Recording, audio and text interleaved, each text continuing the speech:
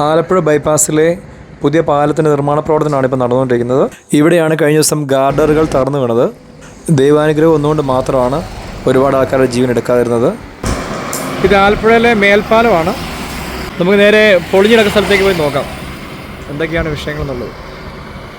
പപ്പടം പോലെ പൊടിഞ്ഞിടക്കുന്നതാണ് ഗാർഡറുകൾ. തവിട് പൊടിയായി കിടക്കുന്നൊരു കാഴ്ച കാണുന്നത്. ഇത് തകർന്നു വീഴുമ്പോൾ അടുത്താരും ഉണ്ടായിരുന്നില്ല എന്നുള്ളതാണ് സത്യം. അതോ ഉണ്ടായിരുന്നെങ്കിൽ ഒരുപാട് ആൾക്കാരുടെ ജീവൻ പൊളിഞ്ഞേനെ. അതുപോലെ തന്നെ വളരെ പ്രാധാന്യമുള്ള കാര്യമുണ്ട്. ഈ പാലം ഉദ്ഘാടനത്തിന് ശേഷം നമ്മളെപ്പോലെ സാധാരണക്കാരും അതുപോലെ എല്ലാവരും ഈ പാലത്തെ കൂടിയാണ് കയറി പോകേണ്ടിരുന്നത്. ഒന്ന് ആലോചിച്ച് നോക്കി ഈ പാലം തകർന്നു വീഴാനുള്ള അവസ്ഥ എന്തായിരുന്നു. പാലത്തിൻ്റെ നിർമ്മാണ പ്രവർത്തനങ്ങളിൽ ശക്തമായ അഴിമതിയുണ്ടെന്നാണ് ജനസംസാരം. ഇവിടെ പാലം തകർന്നു വീണല്ലോ, അതിനെക്കുറിച്ച് ചേച്ചിയുടെ അഭിപ്രായം എന്താ? പാലങ്ങൾക്ക് അതുപോലെ റോഡിനൊക്കെ ഉണ്ടാകുന്ന ഓരോ ക്രമക്കേടുകളും ഒരു കാരണമായിട്ടുള്ളത്. അപ്പോൾ അതിൽ അഴിമതി കാണിക്കുന്നവരെ മാറ്റി എപ്പോഴെങ്കിലും നല്ല ആൾക്കാരെ ഒന്ന് അവർ പുതിയൊരു കോൺട്രാക്ടർ കൊടുത്ത് നല്ല ആൾക്കാർക്ക് ഒരു അവസരം കൊടുത്തു കഴിഞ്ഞാൽ ചിലപ്പോൾ നല്ല റോഡുകളും പാലങ്ങളൊക്കെ ഉണ്ടാവും. സർക്കാരിന് കൊള്ളയടിക്കാൻ വേണ്ടിയിട്ട് മാത്രമാണ് ഇപ്പോൾ ഓരോ വികസനങ്ങൾ നടന്നുകൊണ്ടിരിക്കുന്നത്. അപ്പോൾ അവർക്ക് അവരുടെ പോക്കറ്റിൽ കാശാകുക, നാട്ടുകാർ ചത്തുപോകാനോ കുഴി വീണാലോ മരണപ്പെട്ടാലോ ഒന്നും അവർക്ക് യാതൊരു പ്രശ്നമില്ല. അവർക്ക് ലക്ഷക്കണക്കിന് ആളുകൾ ജനസംഖ്യയിൽ നിന്ന് ഒന്നോ രണ്ടോ പേരോ കുറയുന്നതായിട്ട് അവർ കണക്കാക്കുന്നു. അടുത്തടുത്ത പുതിയ പദ്ധതികൾ ഗവൺമെൻറ് അടുത്ത കൊള്ളയടിക്കാനായിട്ടുള്ളത് പുതിയ പുതിയ പാലങ്ങളും മറ്റുള്ള കാര്യങ്ങൾ രൂപീകരിച്ചുകൊണ്ടിരിക്കും. ഇപ്പോൾ ഇവിടെ തന്നെ ഹൈവേയിൽ ഇത്രയും വലിയൊരു മേൽപ്പാലം വരേണ്ട കാര്യമില്ല. ഇതൊരു വെള്ളം നിൽക്കുന്ന സ്ഥലമോ വെള്ളപ്പൊക്കമുള്ള സ്ഥലമോ ഒന്നുമല്ല.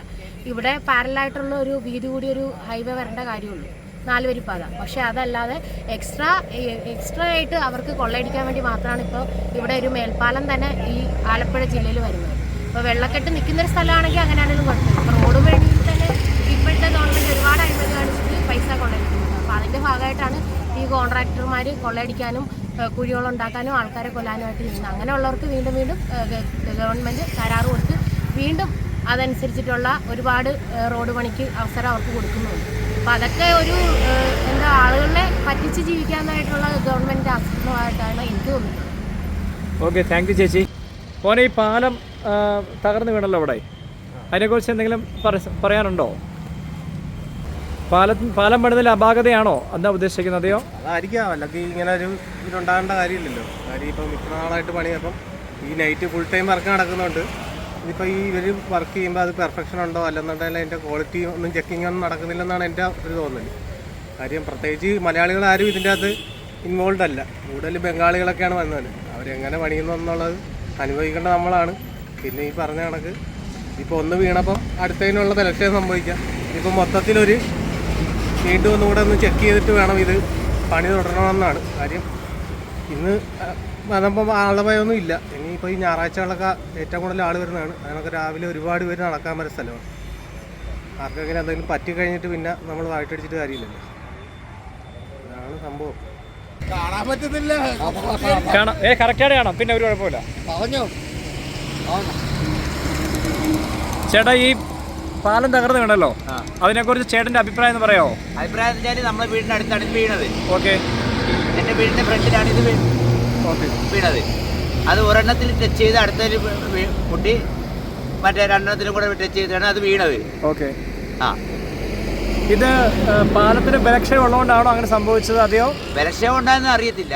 അതെ അല്ലേ? ഈ സംഭവം ഇതിന് ഒരെണ്ണത്തിൽ ഇതായി ഇത് വീണിട്ട് അത് ഒരെണ്ണത്തിൽ മുട്ടി വീഴും, ഒരെണ്ണത്തിൽ ടച്ച് ചെയ്ത്.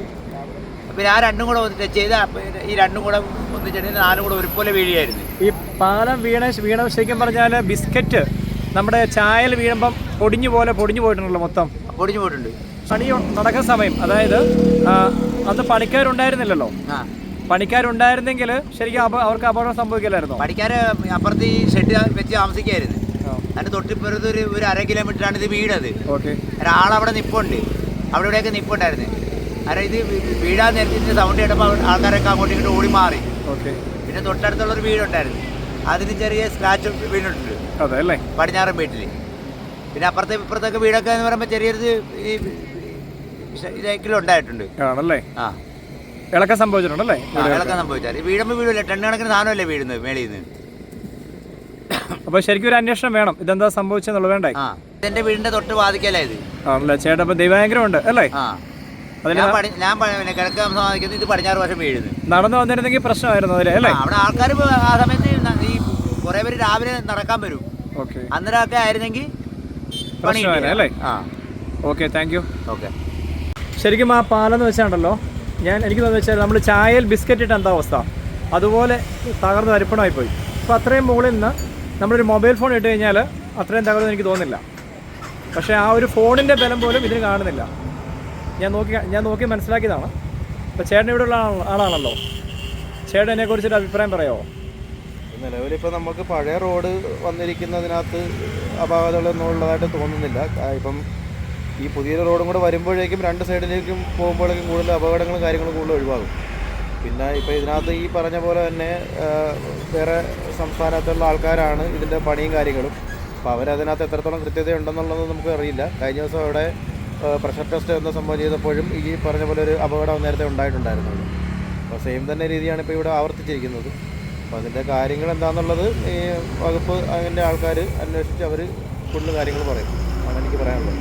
ഇതിൽ ശരിക്കും ചേരേണ്ടതായ സിമെൻറ്റും അതുപോലെ കമ്പിയും അല്ലെങ്കിൽ അതൊക്കെ അനുപാതമായിട്ട് ചേർന്നതായിട്ട് തോന്നുന്നുണ്ടോ ശരിക്കും? അത് കറക്റ്റ് അത് നമ്മളല്ലല്ലോ പറയേണ്ടത്. അതിൻ്റെ എഞ്ചിനീയേഴ്സ് അങ്ങനെ അതിനായിട്ട് ഉത്തരവാദിത്തപ്പെട്ട ആൾക്കാരുണ്ടല്ലോ, അവരാണ് തീരുമാനിക്കേണ്ടത്. എത്രയും പെട്ടെന്ന് ഒന്ന് ചെക്ക് ചെയ്ത് നോക്കണം അല്ലേ? ഈ പറഞ്ഞ പോലെ ടെസ്റ്റ് ചെയ്തിട്ട് വേണം ഇനി മുമ്പോട്ടുള്ള വർക്ക് പോകാനായിട്ട്. കാരണം ഇത് എല്ലാവർക്കും കൂടെ വേണ്ടിയിട്ടാണ്, ജനങ്ങൾക്ക് വേണ്ടിയിട്ടുള്ള സംഭവമാണ്. ഇപ്പം നിങ്ങളെല്ലാവരും ഇതിൽ കയറി യാത്ര ചെയ്യുന്ന ആൾക്കാരാണ്, ഈ പാലത്തിൽ കൂടെ പോകുന്നവരാണ്. ഇപ്പം ഞാനാണെങ്കിൽ പോകുന്നതാണ്. അപ്പോൾ നമുക്ക് ജനങ്ങളുടെ സുരക്ഷ നോക്കണം വേണ്ടേ? തീർച്ചയായിട്ടും. ഇത് ഇങ്ങനെ ആവർത്തിക്കാൻ പാടില്ല അല്ലേ? അതെ അതെ. വൻ ദുരന്തമാണ് നടക്കേണ്ടിരുന്നത്. ഒന്ന് പണി നടക്കുന്ന സമയം അല്ലാത്തതുകൊണ്ട് രക്ഷപ്പെട്ടു. ആ സമയമായതുകൊണ്ടും മനുഷ്യർ ആ സമയത്ത് അവിടെ ഇല്ലാഞ്ഞത് കൊണ്ടുമാണ് വലിയൊരു അപകടത്തിൽ നിന്ന് അത്ര ഒഴിവായത്. വേറെ ഒന്നുമില്ല. അതേസമയം ഇതിപ്പം ഇപ്പോൾ ഒരു കുഴപ്പമൊന്നുമില്ല. ഇത് കയറ്റി വെച്ചതിന് ശേഷം പാലം ഉദ്ഘാടനത്തിന് ശേഷമാണ് ഈ പാലം വീഴുന്നതെങ്കിൽ ഒന്ന് ആലോചിച്ച് നോക്കി. അങ്ങനെ വരുമ്പോഴേക്കും അത് വൻ ദുരന്തമായിട്ട് മാറില്ലേ? മാറും. ബായ് എങ്ങനെയാ പൊളിഞ്ഞു വേണേ? നമ്മൾ ചാനൽ പറഞ്ഞപ്പോഴേക്കും അവർ റിപ്ലൈ തരുന്നില്ല, പേടിച്ചിട്ടാന്ന് തോന്നുന്നു. പാലം പണിയിൽ അഴിമതി ഉണ്ടെന്നാണ് ജനസംസാരത്തിൽ മനസ്സിലാക്കാൻ സാധിച്ചത്. തീർച്ചയായും ഈ പണിയിലെ കോൺക്രീറ്റ് മിക്സിങ്ങിലും മറ്റെല്ലാ കാര്യങ്ങളിലും അത് പുനഃപരിശോധന ആവശ്യമാണ്. പണി ഒരുപാട് നടക്കാനുണ്ട് ഇനി. ഇപ്പം ജനങ്ങളുടെ ജീവൻ വെച്ച് ഭാഗ്യവർഷം പാടില്ല. പാലം പണിയിൽ അഴിമതി ഉണ്ടെങ്കിൽ ശക്തമായ നടപടി സ്വീകരിക്കണം. ബൈ ഫ്രം കേര ഫുഡ്സ്.